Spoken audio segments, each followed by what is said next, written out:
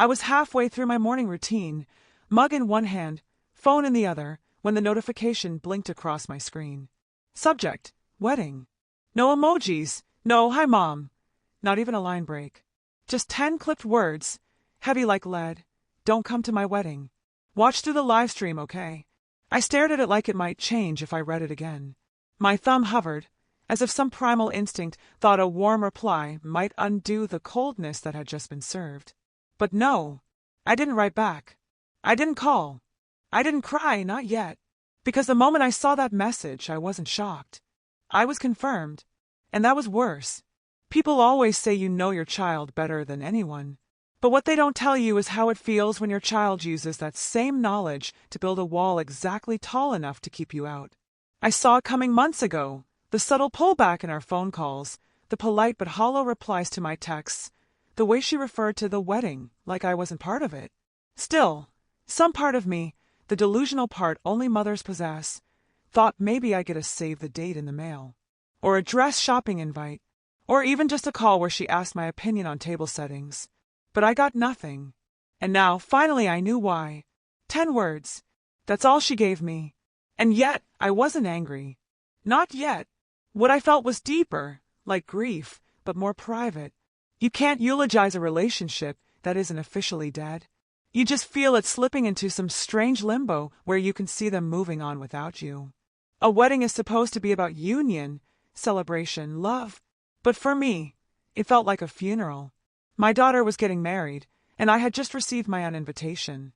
I sat down at the kitchen table, still holding the phone, rereading the message like I was trying to mine it for empathy. Watch through the live stream, okay? Like this was a concert or a graduation. Like being her mother was a role I could downgrade to viewer. That one word, watch, ate at me.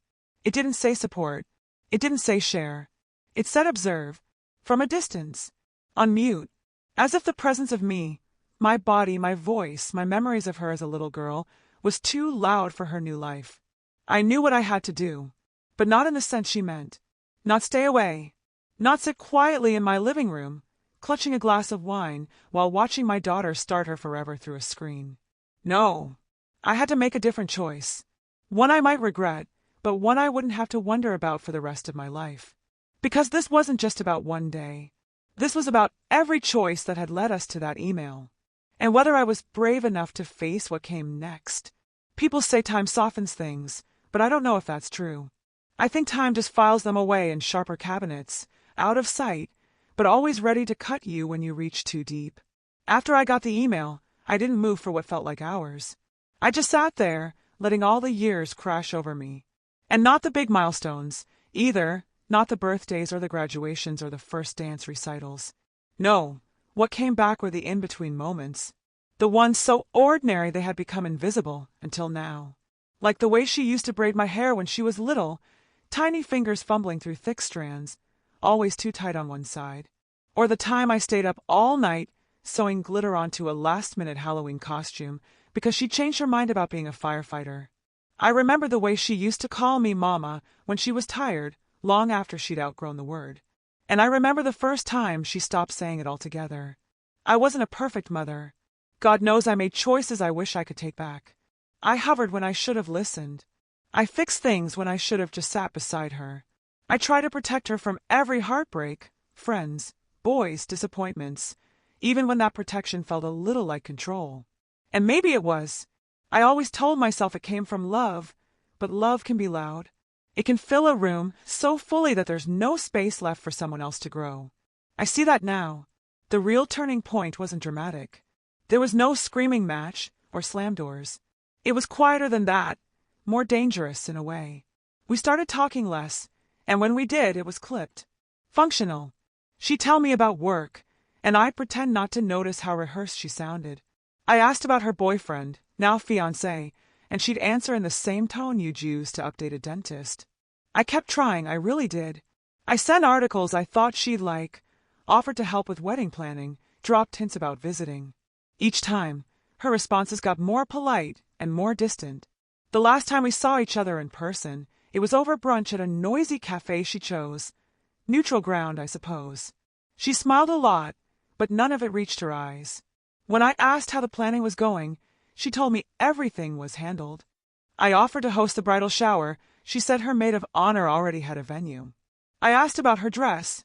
She smiled and said, "You'll see it on the day." That's when I knew. She was building a life with no place for me in it. And she was doing it so neatly, so deliberately, it almost looked like grace. I blamed myself, of course. I turned the whole thing over in my head for months. Was it when I told her not to move in with him so quickly? Was it when I tried to talk to her after their fight? Too soon, too involved? Or was it something older, more ingrained, something about who I was as a mother and who she needed me to be? And still, I kept waiting, hoping, thinking maybe, just maybe, she'd circle back. That there'd be a moment, one real moment, when she'd call and say, "I miss you," or "I want you there," or even just, "Mom." But all I got was a cold little box in my inbox and a 10-word script that told me exactly where to stand away. It wasn't just hurt. It was humiliation. Shame. That feeling of being voted off your own island. Watching your child close a door you once held open for her every single day of her life. And somewhere, underneath the ache and the confusion, something else was waking up. Not anger, exactly. Something fiercer. Something that whispered, "No, not like this." Because if she thought I was going to sit quietly in the shadows while she walked into her new life like I never existed, she didn't know me at all. Or maybe she did. And maybe that was the problem. There's a particular kind of silence that forms between people who love each other. It's not peaceful. It's not quiet. It's thick. It hums beneath every word you don't say, every smile that feels a little too smooth, every pause that drags half a second too long. My daughter and I, me and Emily, we'd lived in that kind of silence for years. And the truth is, I helped build it. The funny thing about motherhood is that you start with this idea that you're the guide, the one with the map. You think you're there to teach them right from wrong, protect them from pain, help them be better than you ever were. But somewhere along the line, if you're not careful, that guidance turns into control. I see now how many choices I made for Emily instead of with her. Little ones at first, what she wore, who she sat with at birthday parties, what activities she could join. And then bigger ones, like when she didn't get into her dream college, and I told her it was a blessing in disguise, and then practically filled out the application to a more reasonable school myself. She went, of course. Emily always listened, always followed the rules, my rules, until one day she didn't. It was her second year of college when she met Ryan. He was older, by 7 years, and had that charming, shoulder-shrug confidence that immediately set off every alarm in my body. He worked freelance, talked big, and didn't seem to care much for long-term plans. When she told me about him, I didn't pretend to approve. I told her straight up, he's not serious. He's not stable. He's not right for you. I thought I was protecting her. But she didn't ask for protection. She asked me to meet him. I refused. That moment, was the first real fracture. The first time she said something sharp. "You're not my judge. You're my mother." I still remember the sting of those words. The way she looked at me, eyes narrowed not in anger, but in something colder, disappointment. Like I'd failed her. After that, things unraveled fast. I tried to walk it back, but every apology I made came wrapped in advice. Every attempt to reconnect sounded like criticism in disguise. I told myself I was just being honest, but honesty, when wielded carelessly, becomes a weapon. I knew that. I used it anyway. But the real truth, the one I've never told anyone, is that it wasn't just about Ryan. It was about fear. Deep, bone-level fear. Not of losing her, but of being irrelevant. Of watching my daughter grow into a version of herself I didn't recognize. One I couldn't take credit for. She was becoming independent, bold, private. She didn't need my approval anymore, and that terrified me. So I tried to reclaim space by inserting myself into her choices. I asked questions I had no business asking. I gave advice she didn't request. I kept pushing for closeness, but the kind I wanted, not the kind she needed. And now she's marrying him. Ryan, the man I never even gave a chance. And I wonder, if I had just sat down with him, if I just smiled and listened instead of launching into an interrogation, would I be invited today? Would I be helping her zip up her dress instead of reading a digital rejection? But here's the thing I haven't said. Not to her, Not even to myself until recently I was wrong. About him? Maybe. About my role in her life? Definitely. I let fear masquerade as love. I clung too tightly. And in doing so, I gave her only two choices: obey or escape. She chose escape. I don't blame her. Not anymore. But I also can't sit back and pretend that this silence, this distance, this wedding happening without me, is something I can just accept. Because despite everything, she's still my daughter. And I still love her with that raw, primal kind of love that doesn't fade just because it's no longer welcome. So no, I wouldn't crash the ceremony or storm in screaming. That's not who I am. But I would go. Quietly. Respectfully. Just close enough to see her face. Because before she turns that next page in her life, I need to see her one more time with my own eyes. To know, without a scream between us, that she's happy. That maybe, just maybe, she's forgiven me, even if she'll never say it out loud. The morning of the wedding arrived quietly, almost insultingly so. No thunder, no wind, no signs from the universe. Just sunlight slipping through the blinds like it did every other day. The world kept spinning, as if my daughter hadn't asked me to become a spectator in her life. As if she hadn't exiled me from a moment I once imagined over and over, helping her pin in her veil, squeezing her hand before she walked down the aisle, watching her say I do with tears in both her eyes. Instead, I was standing in my bedroom, barefoot, staring at a dress I hadn't planned to wear. It was a soft mauve, modest, something I'd picked out months ago when hope still had room to breathe. I hadn't worn it. Not for anything. I kept it hanging in the back of my closet like some stubborn kind of faith. I held it up against me in the mirror. It looked fine. Not perfect. But I wasn't trying to steal attention. I wasn't going to be seen. I just wanted to see. I turned back to the bed where my laptop sat open, the livestream link already queued. The screen was still black. The ceremony wouldn't start for another hour. I could stay here. I could sip coffee and cry quietly and watch the whole thing like an obedient, discarded parent. No drama. No risk. No confrontation. But what would that really mean? That I accepted her verdict? That I agreed I didn't belong? I sat on the edge of the bed, staring at the screen. My hands were cold. My chest felt tight, not from sadness, but something sharper. Resentment. Not toward her, at least not entirely, but toward the narrative she'd built. The one where I was the villain. The one where the safest thing to do was keep me at arm's length, behind glass, pixelated and silent. And maybe I deserved that. Maybe. But I couldn't live the rest of my life knowing I let her write the ending without even showing up to underline my name in the margins. I needed to be there. Not to interfere. Not to reclaim anything. But to bear witness. Because no matter what she thought of me now, I had carried her into this world. I had kissed her skinned knees and sang to her during storms.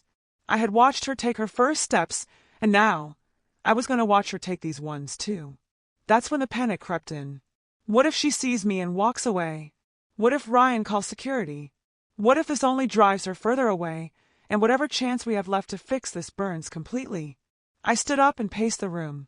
I hadn't told anyone about the email. Not even my sister, who called that morning to ask if I was excited. I lied and said yes, said I was watching from home because that's what made the most sense logistically. She didn't press. Maybe she knew better than to poke a wound she couldn't see. Or maybe she'd heard the silence too and just didn't want to name it. I picked up my phone, hovered over Emily's contact, thumb hovering over the text box like muscle memory might conjure the right words. But there were none. Not anymore. Every word felt too small, too late, too loaded. So I put the phone down. Instead, I walked to the closet and pulled the dress from the hanger. I moved slowly, methodically. I did my makeup like it was a ritual. Light mascara. Lipstick just a shade too pink. I clipped in the earrings she gave me one Christmas years ago, delicate little pearls I hadn't worn since. Then I grabbed my coat and my car keys, locked the door behind me and drove. I didn't go to the venue itself. That would have been a spectacle. I'm not a fool. I drove to a nearby cafe, the one just down the street from the garden where the ceremony was being held. I'd scouted it earlier online. Outdoor patio. Decent view of the entrance. From there I could watch. Just watch. Nothing more. As I pulled into the parking lot, my hands trembled. My heart hammered in my chest like it was trying to break its way out. For a moment, I questioned everything. What if this was pathetic? What if it was selfish? What if I was just some sad woman watching from the sidelines, trying to pretend she still mattered? But then I thought of Emily, of her smile as a child, of the way she used to reach for my hand without even looking. And I knew this wasn't about pride. This was about love. Messy, complicated, unconditional love. So I ordered a coffee, sat at a table near the edge of the patio and waited. The ceremony would start in 20 minutes. I would see her soon. The coffee had gone cold. I hadn't touched it since I sat down, my hands too tightly laced around each other in my lap. I kept my head down, eyes hidden behind a pair of oversized sunglasses I hadn't worn in years.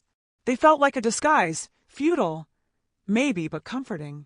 Like if Emily saw me, she might hesitate before realizing who I was.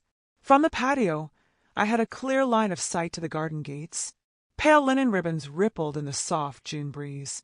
There were flowers, hydrangeas and peonies, pink and white, tasteful. She always had good taste. Guests began to arrive in clusters, laughing quietly, adjusting jackets, smoothing dresses. Most were young, her friends, probably. Colleagues, people I'd never met and never would. Strangers watching my daughter step into her future while I sat on the outside like an extra in a movie I used to star in. Then I saw her. It took a moment to register. It always does, the first time you see your child as someone else's bride. She stepped through the garden arch like she was floating, a vision in ivory satin. The dress hugged her just right, elegant and simple, with a low back and a veil that shimmered when it caught the sun. Her bouquet was wild and romantic, as if she'd just gathered it from a dream. My breath caught. She looked beautiful. No, she looked happy. And that was what undid me. It would have been easier if she looked unsure, nervous, even sad. But she didn't. She glowed. She laughed at something her maid of honor whispered. She smiled, wide and free, and I realized I hadn't seen that exact smile in years. Not in my direction, anyway. It was the smile of a woman exactly where she wanted to be, with exactly who she wanted beside her. And I wasn't one of those people. I sat perfectly still as they lined up for the processional. Ryan was already standing at the altar, fidgeting with his cuffs, nerves dancing across his face. He looked sharp, clean-shaven, suit-pressed. He looked fine, like a man who meant well. Maybe even loved her, in his own quiet way.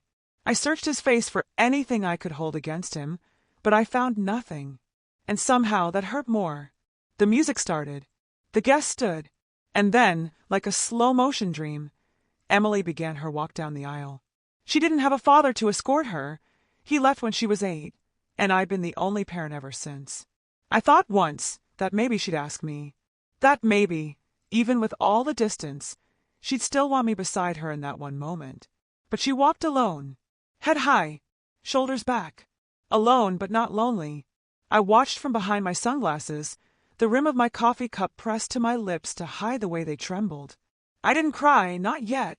The tears felt suspended, just behind my eyes, waiting for permission.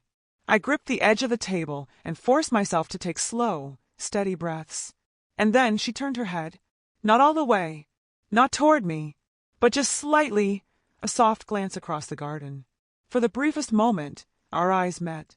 I know what you're thinking. It could have been coincidence. And maybe it was. But something in her expression shifted just slightly. Her smile faltered, not in sadness, not in panic, but in something else. Recognition. A flicker. Her eyes lingered a heartbeat longer than they needed to. Then she looked away. She didn't stop walking. Didn't miss a step. Didn't cry. She simply kept moving toward the altar, toward the life she'd chosen. But that one glance, that single, silent acknowledgement, was everything. It said, I know you're here. And just maybe, I'm glad you came. I sat there through the vows, through the kiss, through the cheers and the applause. I didn't move. I didn't wave. I didn't try to find her afterward. I didn't need to. When it was over and the guests filtered out, I stood up, left a few dollars on the table, and walked back to my car. The sun had dipped a little lower. The air smelled like champagne and roses and grass. I didn't cry until I was halfway home.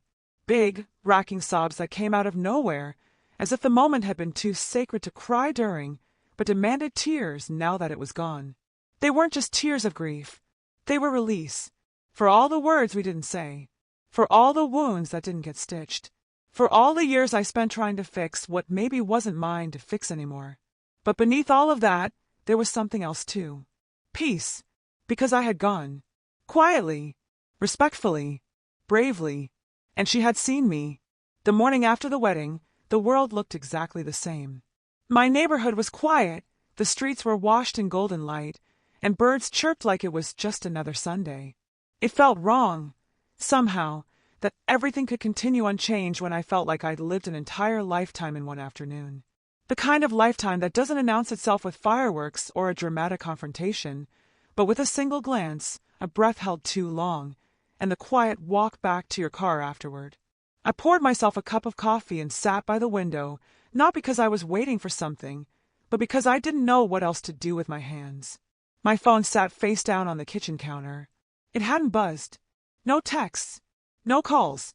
I hadn't expected any, but some small, rebellious part of me had hoped. Isn't that what hope is, after all?